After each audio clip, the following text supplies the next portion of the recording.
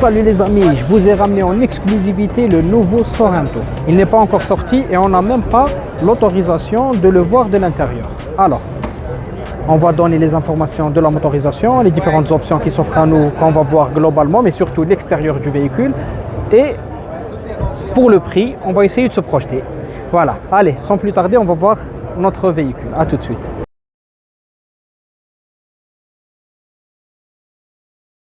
Voici le nouveau Sorento. Donc on voit sa luminosité full LED, sa calandre en piano black et le contour en chrome. On voit les détecteurs d'obstacles en plus de la caméra et un petit rajout en aluminium en bas du pare-choc. On retrouve ici du plastique, cette sorte d'entrée d'air qu'on avait déjà vu dans le Telerud.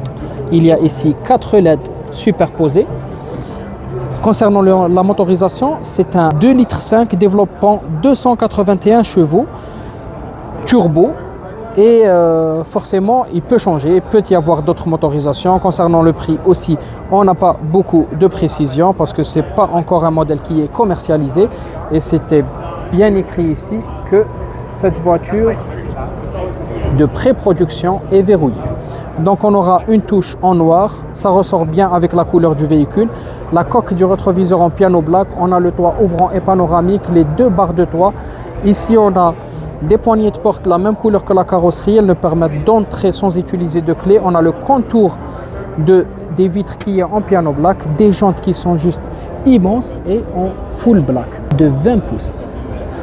On remarque qu'il y a un petit détecteur ici qui nous permet de voir l'angle mort.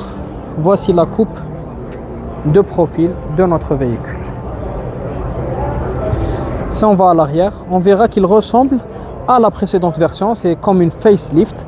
Donc on retrouve toujours ces extensions là chez Kia, on les a vues dans beaucoup de modèles. Donc on a la caméra, une autre caméra en haut et la lunette arrière qui est teintée avec les vitres des portières arrière.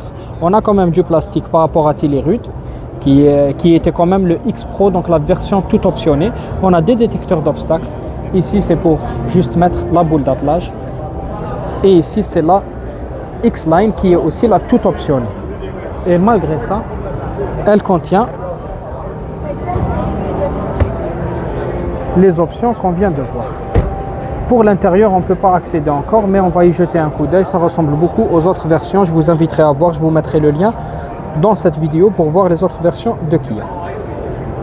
Voilà les amis, j'espère que le petit tour autour du Sorento vous a plu, les informations globales qu'on a eues. Maintenant pour le prix, essayez de deviner par rapport aux autres vidéos qu'on a vues. Laissez-moi votre avis dans les commentaires. On a vu le Sportage, on a vu Telerud, on a vu Seltos, tout ça c'est les SUV de Kia. Et que pensez-vous? Quel serait le prix de ce véhicule?